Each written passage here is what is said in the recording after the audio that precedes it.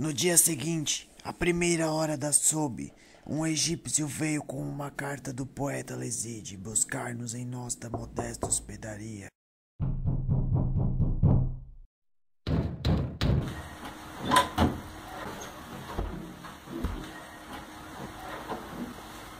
Ainda é muito cedo para a aula. Receio que minha paciente aluna não esteja avisada. O Sheik deseja lhe apresentar um grupo de amigos. Convém que você chegue mais cedo ao palácio. Desta vez, por precaução, foram acompanhados por 3 escravos negros fortes e decididos, pois era muito possível que o terrível e ciumento Taradir tentasse em caminho assaltar o nosso grupo e assassinar o calculista, o qual, ao parece, vislumbrava um nojento rival. 1 hora depois, sem que nada de anormal nos sucedesse, chegamos à deslumbrante residência do Sheik Leside. O servo egípcio conduziu-nos através de intermináveis galerias, até um rico salão azul adornado com fios dourados. Ali se encontrava o pai de Telazim, rodeado de vários letrados e poetas. Salam alaikum. Se acomodem. Trocadas as delicadas saudações, o dono da casa dirigiu-nos amistosas palavras e convidou-nos a tomar assento naquela reunião. Sentamos-nos sobre fartos coxins de seda. Uma escrava morena, de olhos negros e vivos, trouxe-nos frutas, doces e águas cor-de-rosa. Bem sei que está surpreendido com a reunião que promovi hoje nesta modestíssima tenda. Cabe-me, portanto, dizer-te que essa reunião não envolve outra finalidade senão homenagear nosso ilustre hóspede, o príncipe Cruz El-Din, senhor e laura de El-Rim. Berenice, com uma leve inclinação no busto, fez um salam ao grande Monarjate, que era o jovem de cinto de brilhantes. Desejamos ao calculista o vosso auxílio para que possamos esclarecer uma dúvida sugerida pelo príncipe Cluzes. Qual foi a contribuição com que a ciência dos hindus enriqueceu a matemática? Quais os principais geometras que mais se destacaram na Índia por seus estudos e pesquisas? Sheik generoso, sinto que a tarefa que acabais de lançar-me sobre os ombros é daquelas que exigem erudição e serenidade. Erudição para conhecer todos os pormenores dos fatos apontados pela história da ciência, e serenidade para analisá-los e julgá-los com elevação e discernimento. Os vossos menores desejos, ó Sheik, são, entretanto, ordens para mim. Vou por expor nesta brilhante reunião, como tímida homenagem, o príncipe Cluzir Shah, que acabo de ter a honra de conhecer. As pequenas nações que aprendi nos livros sobre os desenvolvimentos da matemática nos países do Ganges. E o homem que calculava, assim começou. Viveu 10 séculos antes de Maomé. Viveu na Índia um Brahmane ilustre, se chamava Apostamba, cujo intuito de esclarecer os sacerdotes sobre os processos para construir os altares e orientar os templos, elaborou este sábio com uma obra intitulada Subha Sutra, que contém numerosos ensinamentos matemáticos. É pouco provável que esta obra tenha recebido influência dos pitagóricos, pois a geometria dos sacerdotes hindu não seguem o método de pesquisadores gregos. Encontram-se, entretanto, nas páginas de Subha Sutra vários teoremas de matemática e pequenas regras sobre construções de figuras para ensinar a transformação conveniente de um altar. O jurídico Apastamba é levado a construir um triângulo retângulo cujo lado medem respectivamente 39, 36 e 15 polegadas. Para a solução desse curioso problema, aplicava o Brahmane um princípio que era atribuído ao grego Pitágoras. O quadro construído sobre a hipotenusa é equivalente à soma dos quadrados construídos sobre os catetos. Melhor poderia esclarecer por meio de figuras essa proposição famosa que todos devem conhecer. O Sheik Leside ergueu a mão e fez um sinal aos seus auxiliares. Dentro de poucos instantes, 2 escravos trouxeram para o salão uma grande caixa com areia. Sobre a superfície clara da areia, poderia Beremiz traçar figuras e esboçar cálculos e problemas a fim de esclarecer o príncipe de Lahore. Aqui está. Traçando um desenho na areia, formamos um triângulo retângulo. Elaborou. O lado maior é denominado hipotenusa, e os outros 2 lados chamaremos de catetos.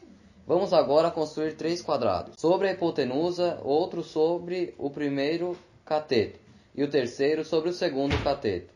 Será fácil provar que o quadrado maior, construído sobre a hipotenusa, tem a área exatamente igual à soma das áreas dos outros 2 quadrados, construídos sobre os catetos. Essa proposição é verdadeira para todos os triângulos retângulos. Direi sem receio de errar, que a lei de Pitágoras exprime uma verdade eterna. Mesmo antes de brilhar o sol que nos ilumina, antes de existir o ar que respiramos. Já o quadrado construído sobre a hipotenusa era igual à soma dos quadrados construídos sobre os catetos. E tocando de leve com a mão esquerda no ombro de Beremiz, interpelou o calculista com honrosa naturalidade.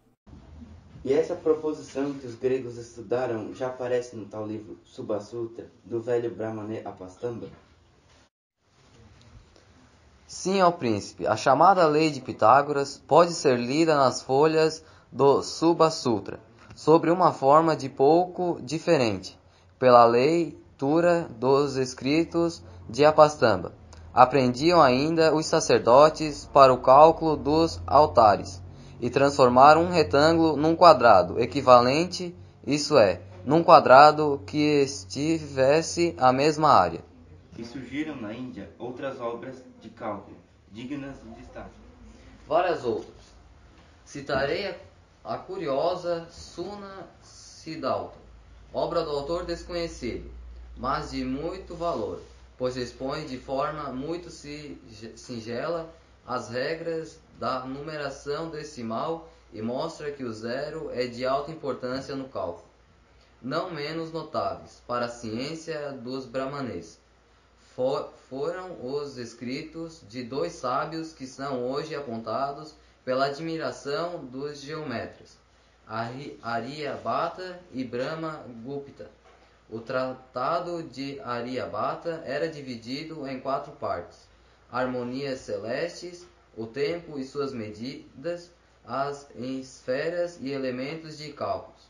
Não poucos foram os erros apontados nos escritos de Aryabhata. Esse geometra ensinava, por exemplo, que o volume da pirâmide só obtém multiplicando-se a metade da base pela altura. E essa regra não está certa? Esta, na verdade, errada.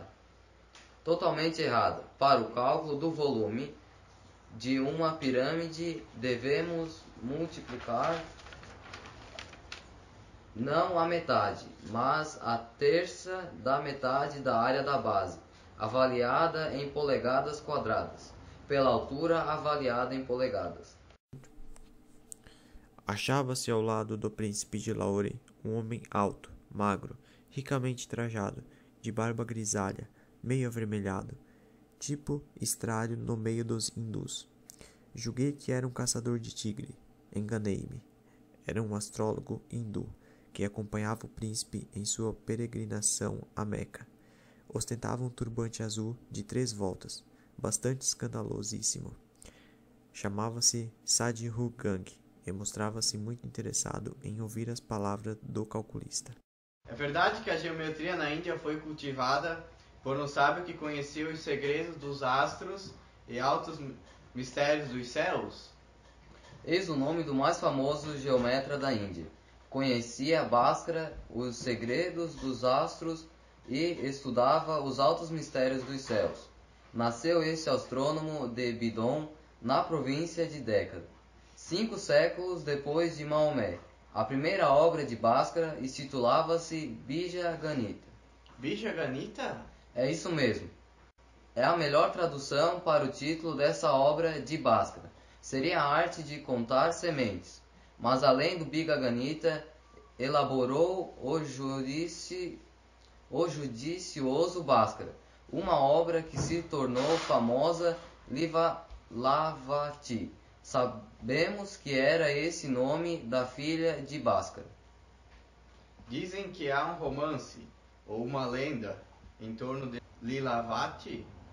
Conhece o calculista esse romance ou essa lenda? Sim, começou perfeitamente.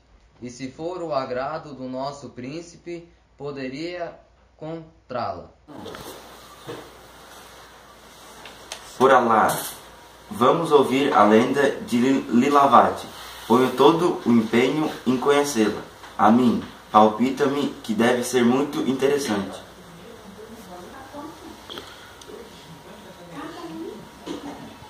Em nome de Alá, clemente e misericordioso, conta-se um famoso geometra Bhaskara. O sábio tinha uma filha chamada Lilavati. A origem do Lilavati é muito interessante. Vou recordá-la. Bhaskara tinha uma filha chamada Lilavati. Quando essa menina nasceu, consultou ele as estrelas e ficou pela disposição dos astros que sua filha condenada e permanecer solteira toda a vida. Ficaria esquecida pelo amor dos jovens patrícios. Não se confirmou Bhaskara como esta determinação do destino e recorreu aos ensinamentos dos apóstolos mais famosos do tempo, como fazer para a graciosa Lilavati pudesse obter marido, sendo feliz no casamento. Um astrólogo consultado por Bhaskara aconselhou a levar a filha para a província de Dravira, junto ao mar. Havia uma Dravira, um templo escavado na pedra, no qual era venerada uma imagem de Buda, que trazia na mão uma estrela. Só em Dravira, assegurou o astrólogo, poderia Lilavati encontrar um noivo, mas o casamento só seria feliz se a cerimônia do alance fosse marcada em certo dia no cilindro do tempo. Lilavati foi, afinal, como agradável surpresa para seu pai. Pedida em casamento por um jovem rico, trabalhador, honesto e de boa casta. Fixado o dia, a marcada hora, reuniram os amigos para assistir à cerimônia. Os hindus mediram, calculavam e determinavam as horas do dia, com auxílio de um cilindro colocado num vaso cheio de água. Esse cilindro aberto, apenas em cima, apresentava um pequeno orifício no centro da superfície da base. À proporção que a água, entrando pelo orifício da base, invadia lentamente o cilindro, que afundava no vaso de tal modo que chegava a desaparecer por completo em hora previamente determinada. Colocou Bhaskara o cilindro das horas em posição adequada, com o máximo cuidado, e aguardou que a água chegasse ao nível marcado. A noiva, levada por imprimível curiosidade, verdadeiramente feminina, quis observar a subida da água no cilindro. Aproximou-se para acompanhar a determinação do tempo. Uma das pérolas de seu vestido desaprendeu-se e caiu no interior do vaso, por uma faltabilidade. A pérola, levada pela água, foi obstruída o pequeno orifício do cilindro, impedindo que nele pudesse entrar a água do vaso. O noivo e os convidados esperaram com paciência largo período do tempo. Passou-se a hora propícia de que seus cilindros indicassem o tempo, como previra o sábio astrólogo. O noivo e os convidados revestiram-se para que fosse fixado. Depois de consultados os astros, foi um dia para o casamento. O jovem Brahmani que pedia Lilavati em casamento desapareceu semanas. Depois, a filha de Bhaskara ficou para sempre solteiro. Reconheceu o sábio geometra que é inútil lutar contra o destino e fosse a filha. Escreverei um livro que perpetuará o teu nome e ficarás na lembrança dos homens mais do que viveram os filhos que viessem a nascer do teu malogrado casamento. A obra de Bhaskara tornou-se celebre e o nome de Lilavati, a noiva malograda, surge imortal na história da matemática. Reunião encerrada. Depois de contar mais algumas histórias, debater alguns assuntos, a reunião encerrou e todos foram para casa.